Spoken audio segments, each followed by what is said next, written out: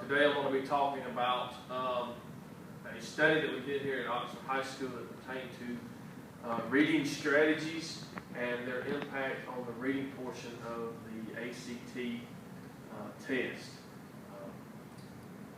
This was done here at Oxford High School, which is a 9 through 12 school in northeast Alabama. A little bit of background about the school. Oxford High School is a large high school. It has a little over 1,200 students, grades 9 through 12. Of those students, 60% are on free and reduced lunch, so we do have a pretty substantial poverty rate within our school. One of the problems that we've seen here in the past 5 years has been a decline in the reading scores on the ACT test. And the reason that is a problem for us is not only because that is a major component of student learning and student progress, but it's also an accountability measure. These ACT scores are an accountability measure for the high school when it comes to state testing. Research shows us that reading comprehension requires the use of strategies. Reading comprehension is just not something that most students are going to be able to do without learning how to decipher the text and how to decode the text and look for things as they read. Guided practice is needed to make these strategies habitual. We used a gradual release format in doing this study. We had teachers that were using guided practice where they were modeling, they were allowing students to read, they were annotating, they were going back and rereading, and using a lot of strategies and guiding that process as the students learned. Research also showed us that the difference between good readers and bad readers is that good readers understand that when they're reading a piece of text that they know what they're looking for. And this is paramount when it comes to the ACT reading portion because they have to know what they're looking for as they read in order to successfully answer the questions on this test and score at a high rate. Here at Oxford, we've seen a declining rate of scores on the reading portion for our 11th grade students. This is our 11th grade students take the ACT in the 11th grade as part of state accountability testing. So that is a measurement to kind of say where these students are as they're in the latter years of their high school experience. Our scores have dropped and have dropped in recent years under the state average. Of course, as part of our continuous improvement, we want to get those scores up and not only go above the state average, but to reach a level where we have most of our students that are meeting a proficiency rate. As well as reading, we've seen because reading comprehension is down and these reading scores are down, is also affecting other areas of the ACT test, which is dropping our composite scores as well. So reading comprehension is important in those other areas such as science, math, and English. Those ACT scores, again, are kind of a measurement to see where our students are, to measure their achievement, as well as to kind of understand where we are as far as how many of our students are qualifying for college admission. We have a large number of our students that say they want to go to college, and so by the time they reach the 11th grade, this is important that they're making those benchmark scores or meeting those scores that are necessary for them to be able to enter college once they graduate. Again, this is also a state accountability measure. The state in recent years has gone to the ACT for their accountability numbers, and so these reading scores as well as ACT scores as a whole are looked at when it comes to how a school is performing. The method and study design, we looked at the 11th grade students for Oxford High School over the course of the past year because, again, we have that accountability testing that comes at the end of the year. We looked across the 11th grade. We took all those students that were in the 11th grade. We didn't pull out any subgroups. So this study included regular ed students as well as our special education population. So we're across the board kind of looking at how our students, no matter what their your skill level may be, so to speak, but they are, we're looking at the group as a whole. We looked at a variety of classes. So whether those students had run a track for higher level courses, or whether they were on a track for standard level courses. Those higher level courses being things like AP and dual enrollment.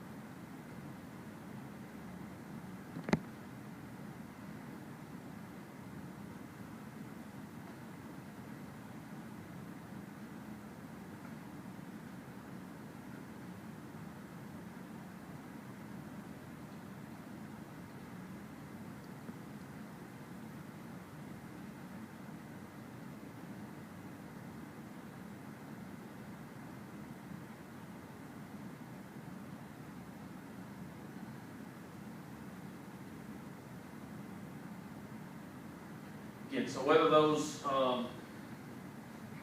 students were on track for a higher level course, AP or dual enrollment, regardless of the academic rigor of their classes, they were all included in this study. We looked at the core classes of Oxford High School. This is where the instruction of these reading strategies is going to take place. They are receiving instruction that would include close reading strategies. This is strategies that are going to be reinforced to the teachers, that are going to help students decode text, that are going to help students improve their ability to comprehend complex and informational text.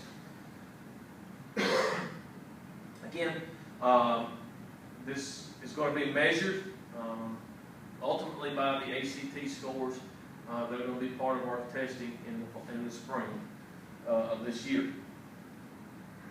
Our procedures and data collection, collaborative planning with core teachers. That's the first area that we were looking at and kind of focusing on was to we have a first period planning where all core teachers are together and they are planning together. And so in those planning sessions, we did book studies, we did developed action plans, met with instructional partners. We did all those things as a way to kind of reinforce and help teachers become more familiar, more comfortable with teaching those reading strategies within their courses and how they were going to implement this into their daily instruction. So that was kind of our overall process, was to first plan and then use that planning to guide our instruction, and then from that instruction we're going to measure growth and develop action plans to adjust our instruction. The use of informative assessment tools to measure growth along the way. These included classroom assessments, which were given by the teachers in their individual classes, as they saw their instruction taking place. This also included common formative assessments that took place across subject areas. So, for example, history teachers may give this common formative assessment, reading informational text, as a department. We also saw standardized testing such as STAR testing, which gauges students' ability to comprehend text and their reading level, as well as the ACT Aspire, which was given on an interim basis. This data was used to help teachers to develop and modify their action plans. So they were going to identify students that were maybe close to reaching that level of proficiency, and those that were struggling, and modifying their action plans to adjust their instruction. Okay, the results, we saw formative assessments such as the STAR and the common formative assessments we saw increases in those scores. Unfortunately, as a whole, when we got to the ACT, we saw those scores kind of staying at the same level. We actually had the same average score this year that we had in the previous year. Okay, so while we saw some formative assessment growth, we didn't see that when it came to the ACT test. Here we see our the past 6 years. We see that we've kind of had a gradual decline, with the exception of 2016. 2016 was kind of our high water mark, but since then we've seen the years in that time period, we've seen a decline until, of course, this year it plateaued. So hopefully those reading strategies are helping our students to, while we wanted to see growth, we saw kind of a plateau taking place. So in summary, we saw these instruction of these strategies resulting in an average of a reading score staying the same. We saw some improvement in formative assessment. As well as this, we did see continued growth by our teachers to improve instruction.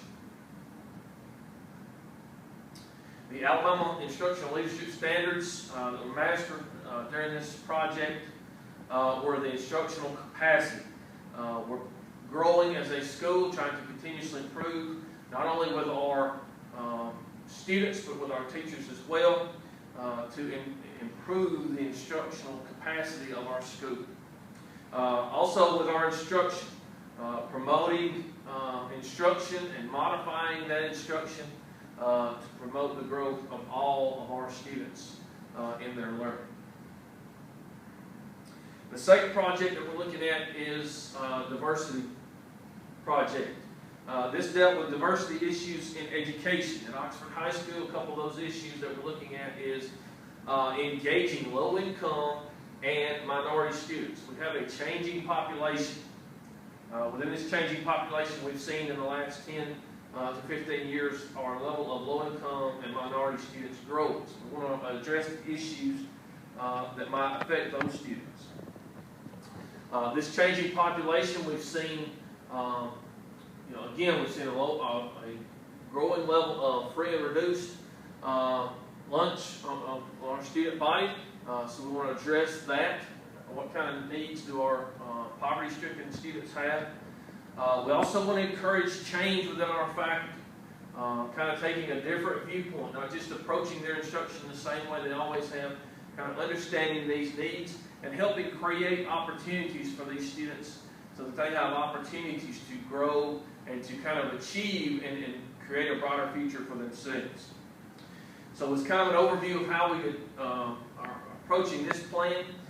First is awareness training, doing things like allowing our faculty to ride a bus route to kind of see where our students are coming from.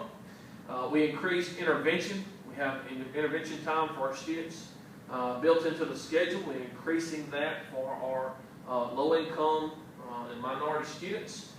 We also look to scholarship, create more scholarship opportunities for dual enrollment in AP that will allow those minority and low-income students to take higher level courses. Scheduling in higher level courses, we're trying to push some of those students that are close to reaching a higher level of achievement, to try to push them into these higher level courses, to kind of challenge them more in their academic learning. Okay? Increased recruitment of minority staff. We want to recruit a staff that mirrors more of our population as we're progressing and as we're seeing our population change. We also want to see our faculty kind of being proportionate to that. Also, interaction with successful minority stakeholders. So through programs like our Classroom CEO, bringing in minority stakeholders within our community that have been successful and allowing our students to see those from those same communities that they come from being successful. This project, this plan addresses Alabama Instructional Leadership Standard 10, which is equity and cultural responsiveness. We want to make sure that as a school we are being responsible to our community as far as becoming more culturally aware and trying to meet the needs of those in our community.